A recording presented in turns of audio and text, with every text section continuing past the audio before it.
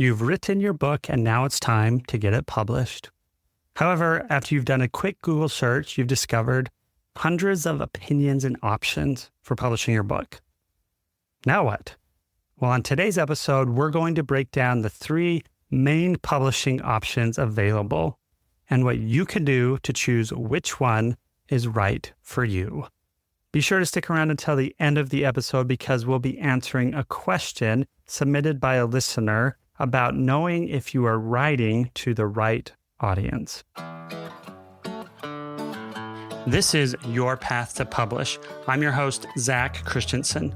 For the past decade, our team has guided authors just like you to find the best path to publish your book, get people excited to buy it even before it launches, and to turn it into the ultimate business card to build your business and your legacy.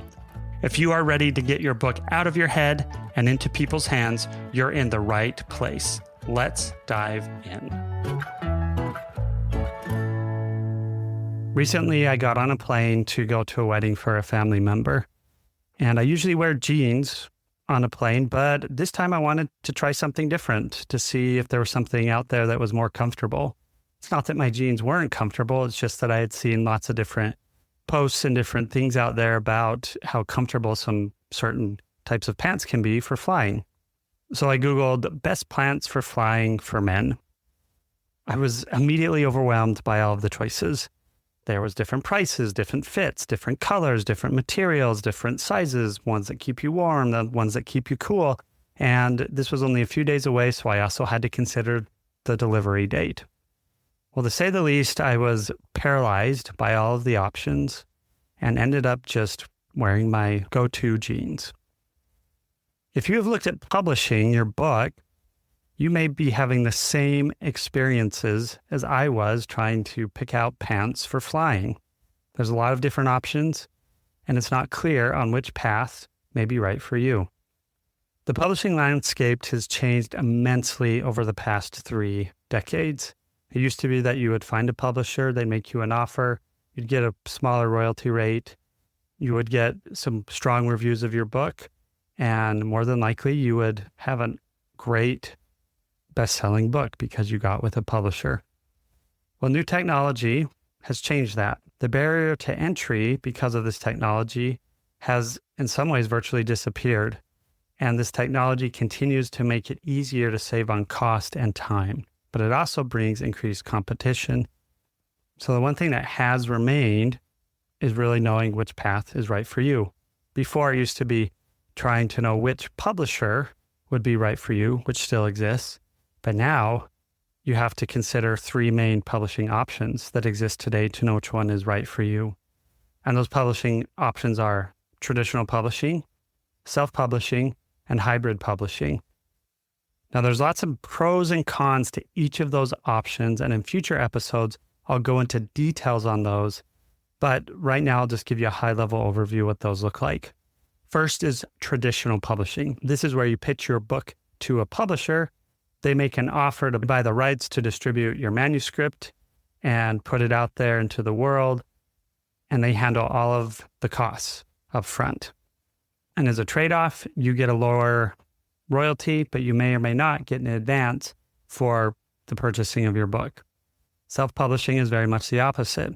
You own all the upfront costs of publishing your book, but you also get the upside of the back end where you get a greater share of each book sale.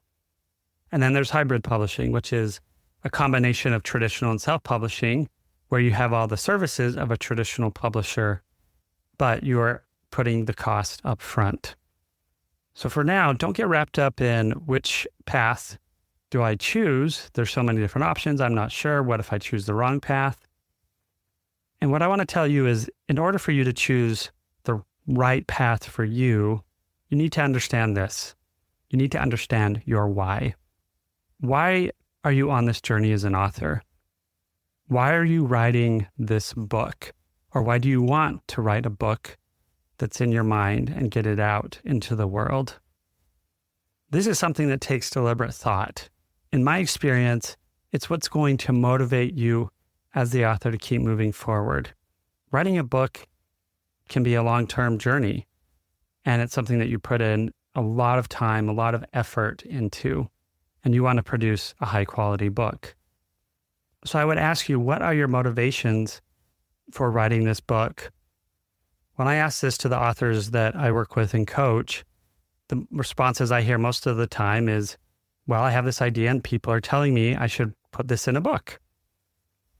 Others say, I have something to share and put out into the world that will help others. I know it will because of the way I've talked about it, the way I've coached and consulted. Others, I would say, I want to build up my business and I want additional income for my book and to increase my authority. Some just say it's a desire that they've always wanted to write a book. And others say that they want to leave a legacy for their friends and family and the knowledge that they've gained over their career and their lifetime and life experience. So whatever it is for you, it could be one of those, it could be a combination of those, it could be many of those. It's unique to you. So why are you writing this book? As an example, say you're writing a book for middle managers.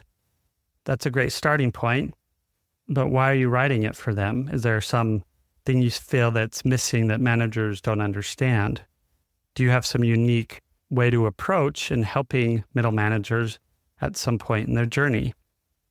Do you see how asking these questions will help you go deeper? And that's only scratching the surface. There's many other questions that we could talk about to go deeper. So bringing this back to the three main publishing options is when you know your why, it's going to guide you as you learn about each of the publishing options and what the trade-offs are, what the benefits are, and really understanding which one is right for you. Because as you learn about them and you ask questions, or you learn about an aspect of publishing through traditional publishing, for example, and you say, I get a lower royalty. I get 10 to 15%. Does that align with my why? And if so, traditional publishing could be an option.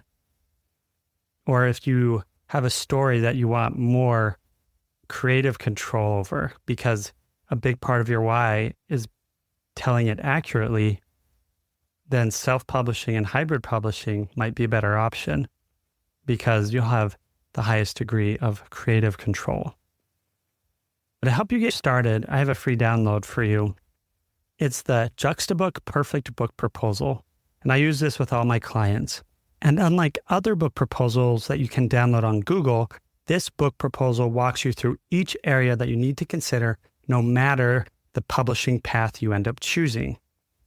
A book proposal is really your book business plan, and it's going to help you dial in on your why, but also give you other areas to think about that will be key decision points that will help you choose which path you want to publish with and which one is best for you. So to download this, go to juxtabook.com, and it's on our main homepage. You can scroll down and you'll see an opt-in. I want to thank you for joining this first episode of Your Path to Publish. Be sure to give us a review as we are just getting started. In the next episode, we are going to talk about 5 mistakes of first-time authors and how to avoid them. Understanding what these mistakes are will save you time, unnecessary effort, and help you make your book even better. Now let's jump into answering your submitted questions. If you have a question about a recent episode that you would like to submit, visit juxtabook.com/your path to publish and click the appropriate button to leave your question. Okay, I've got a question for you. How do I verify that what I think I know is actually accurate? It's factual. Here's my concern. I think I know who my audience is, but how do I verify that? How do I find out that I am actually speaking to the right audience and writing to that right audience? Thanks so much for considering my request. Take care. Bye. I love the curiosity in your question. So let's dive right into it, shall we? Now, if I were to suggest that there's one golden nugget to help you really navigate your question, trying to figure out and verify if you're thinking about your audience in the right way, it would be this. Step into the shoes of your audience and meet them where they are. It sounds simple, right? but let's break it down a bit more. First off, see the world through your audience's eyes. Imagine yourself in their world. Try to understand things like their daily routines, the decisions they make, and why. And most importantly, like why they are doing what they're doing. What drives them? And where are they going for answers when they encounter problems? And once you've painted this picture, ask yourself as the author, does my solution align with their problems? Next, remember the power of listening. There are 3 hotspots that I recommend that you take time to explore. First up is podcasts. As you're imagining yourself in their world and walking a mile in their shoes, consider the podcasts that they might tune into. Listen to a few episodes, soak in the conversation, and imagine if your audience would be listening to this and if it would be helping them or if it would be something that would relate to their problems. Then take a detour onto social media and find where those podcasts have been shared. This may mean that you have to listen to more popular podcasts, but that way you can find where they've been shared, and then your goal is to dive into the comments section and look at who's engaging with the content. Are these the faces that you have envisioned to be in your audience? Secondly, don't underestimate the power of the Reddit universe. You can easily get lost on there, but with millions of threads covering every topic under the sun, there are tons of insights that you can gain as an author. It can help you validate whether the problem you're addressing is indeed the real issue for your audience. Last is Facebook groups. They can be a goldmine. Find active groups related to your topic, ones that post regularly and have good engagement. Within Facebook groups, there is a place that you can search among the posts by putting in a keyword. So put in a keyword that would be related to the audience that you're targeting. Look at those posts, look at who's commenting, and then see if these individuals match your audience persona. So remember to step into your audience shoes and meet them where they are. And then remember to listen, engage, and understand them through podcasts, Facebook groups, and through Reddit. Good luck on your journey.